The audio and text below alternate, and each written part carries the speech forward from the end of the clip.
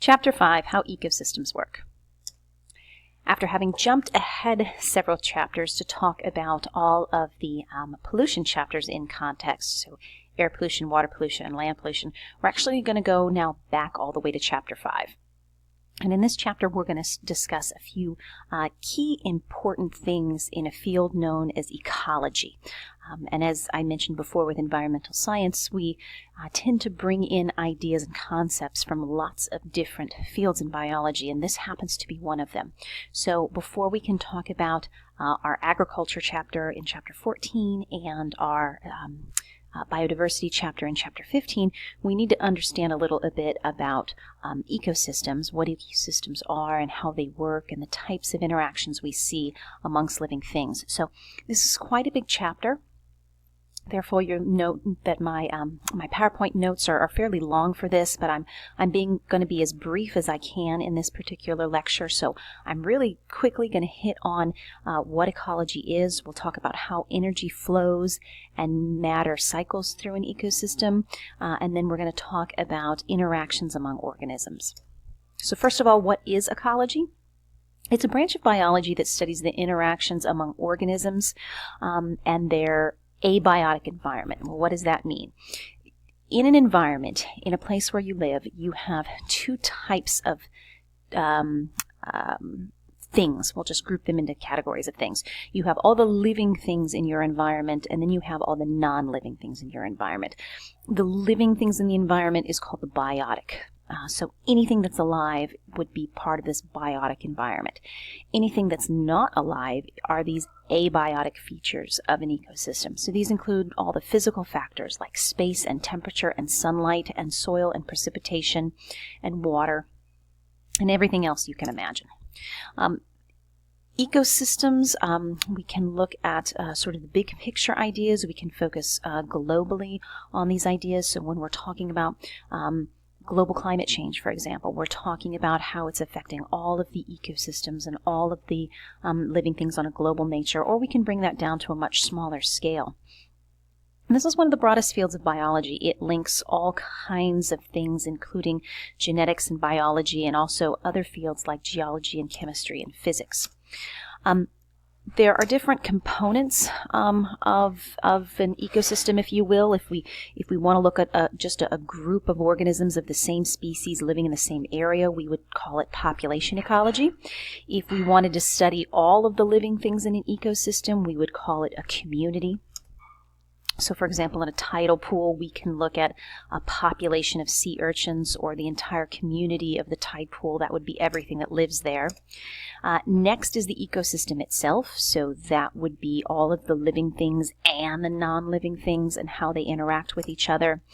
And this is kind of what we're going to focus on for the rest of this lecture. We're going to talk about this concept of an ecosystem. So we're looking at the living things, the non-living things, and how they interact with each other. So in an ecosystem, we have energy. The notes that I'm skipping over to jump ahead to this next big point about how energy flows through an ecosystem, it talks a little bit about energy and the laws of thermodynamics. So please make sure you review that important information. So when we're talking about energy, energy is coming from the sun, and that energy is flowing through the ecosystems, and it flows through different members of the ecosystem, and we're going to break those members down into how they get their food. So the first group are the producers. The producers are the only living things that are capable of taking the energy from the sun and transferring it into simple molecules that can then be used for energy in the future. If you're not familiar with that, of course, that's the process of photosynthesis. This is what plants do. So plants take solar energy and convert it into food energy. If you're not a plant, you're in the other category, which means you're a consumer. It means you have to eat to survive. And depending on what you eat, depends on what you are. If you are eating plants, then you are considered an herbivore and a primary consumer. If you are eating other animals, you are considered a secondary consumer and you are a carnivore. There's even something called tertiary consumers, which would be on the level above them. Omnivores eat a little bit of everything, and then the detritophores and the detritus feeders eat dead and decaying things. There's also the group of decomposers. These would include nature's recyclers. So these are fungi and other types of bacteria that take matter and basically break it down back into those simple nutrients that we need to survive. So again, we have all kinds of things here. We have decomposers, we have herbivores, we have different types of carnivores. All of these are linked together in something called a food chain. You're probably familiar with the concept of a food chain. A food chain is what eats what. Well, a food chain really is showing you a flow of energy and how energy how energy is flowing through an ecosystem. So you can look at these nice links here. Again, producers, primary consumers, secondary consumers. If there is a tertiary consumer, it would be here, and decomposers. And basically what this is showing you is how energy gets transferred from the sun to the plants to the animals. Okay, so it's a one-way movement here. And it's important to note that the energy conversion isn't perfect. So plants cannot harness all of the energy coming from the sun. They can only harness some of it. And the consumers, the animals, can't transfer all of the energy that they just ate from the plant. They can only harness some of it. The rest of it is actually lost as heat. Heat is simply a measure of energy that we can't do anything with. It doesn't do any good for us. So in an ecosystem, we don't see linear chains. We're more likely to see what are called food webs. And food webs are sort of these complex interconnected chains that all go together. It's the idea that the bird doesn't just eat one type of insect. The bird can eat lots of different types of insects.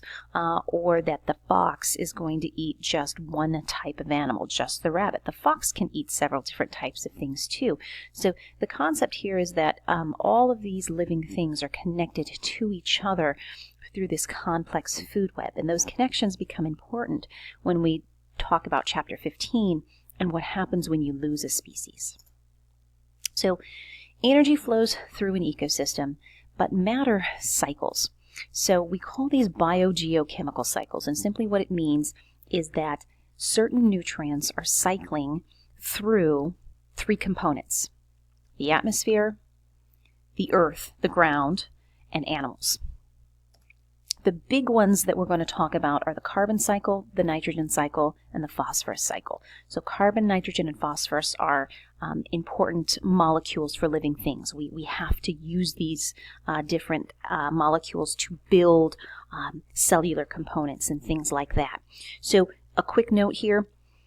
Matter cycles through an ecosystem. It goes from one pool to the next: atmosphere, ground, animals, atmosphere, ground, animals.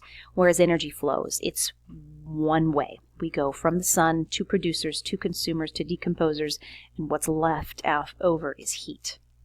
So carbon cycle, really quickly. Again, you've got three pools: animals, the ground, and the atmosphere. It's an important part of our molecules. Your textbook has a nice little picture here that sort of represents what we have in the different components, what we're calling these sources or these pools. So in the atmosphere, it's carbon dioxide gas. In the ground, it's coal, it's natural gas, it's oil. And then, of course, the animals themselves would be, and the plants would be the sources of the living sources of carbon. Next is nitrogen. Nitrogen is a huge atmospheric component, we know that, but it's also important for building blocks for our cells. And again, we have a whole nice little diagram here that your textbook uses to talk about how nitrogen goes from the atmosphere into the soil, into plants, and into animals. What's important to note here is that the process of turning atmospheric nitrogen into solid ammonia and ammonium, there are special bacteria that do that. So just kind of keep that in mind. And then, of course, the plants take up the nitrogen, and then animals eat the plants, and that's how we get our nitrogen. Last is the phosphorus cycle. The phosphorus cycle is the only cycle that doesn't have an atmospheric component. It just goes back and forth between land and living things. Once again, phosphorus is something we need for our cellular components. And again, it just goes back and forth from rocks and where we get from mining, and fertilizer contains phosphates, things like that. Plants take the phosphates up, goes on to the animals, Okay, then through waste products and decomposition, it goes back into the ground, and so on and so forth. So the biogeochemical cycles are all similar in that you have materials moving from one source to another, from the atmosphere to the ground to the animals, or from the ground to the animals, or the animals to the ground. And again, the only difference really is just what nutrient we're talking about. So last thing I want to hit on quickly are how organisms interact with each other. So organisms don't live in a bubble, they interact with each other. And that's an important part of ecology, is studying those interactions. And we can break these interactions down by type. We're going to briefly talk about symbiosis, predation, and competition. So what is a symbiosis? It's basically just an intimate relationship between two or more species. And we can actually look at different types of symbiosis. So we can talk about a mutual relationship where both species benefits. So birds pollinating flowers or insects pollinating flowers are a great example of mutualism, because the plant gets to reproduce and the bird or the insect gets a little bite to eat. So that's a great example. Commensalism is where one species benefits, the other doesn't benefit, or it's not harmed and it doesn't benefit. So there are some trees, tropical trees in the forest, and another special type of plant called an epiphyte. It's basically just a plant that lives on top of another plant.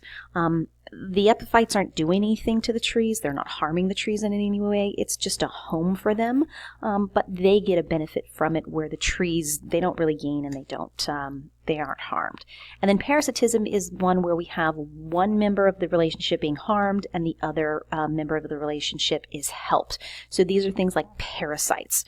So if you think of ticks or bloodworms or you can think of a whole host of different things. Any type where one party is injured and the other party benefits, that would be a type of parasitism. Predation is our next interaction, and we all know what predation is. It's when one animal eats another. So we've got a prey species and a predator species. What's interesting is that both predators and prey species have adapted features that make them more successful. So for predators, being very fast or being very stealthy have been very helpful. Whereas for prey species, we have other means of protecting themselves. They can camouflage themselves to look like something else. They can work together in groups in order to warn each other of predators. So these are all different ways in which, again, species are interacting with each other as well. And last is competition. There's a limited number of food, water, shelter, and space. Everybody's after food, water, and shelter and space. Not only do you have to sometimes compete with members of your own species, that's called intraspecific competition, but sometimes you actually have to compete with members of other species as well. And so this type of competition is something that's very kind of a normal part of any ecosystem. Is there's only so many trees and there's only so many places to build nests in trees. So we're going to have different birds competing for nesting sites, or we might have in a pond, there's only so many good places to lay eggs. So you might have fish that are competing for the best place to lay their eggs. So again, species interacting with each other, either with, again, each other in the same group, the same population, or amongst different species. So that was a really quick, brief overview, again, of what is a very large chapter with a lot of information. So please make sure you go back and look over the notes, specifically looking at describing energy and how energy flows. Go back to the geochemical cycles, and also even just species interactions. I made that a very brief point as well.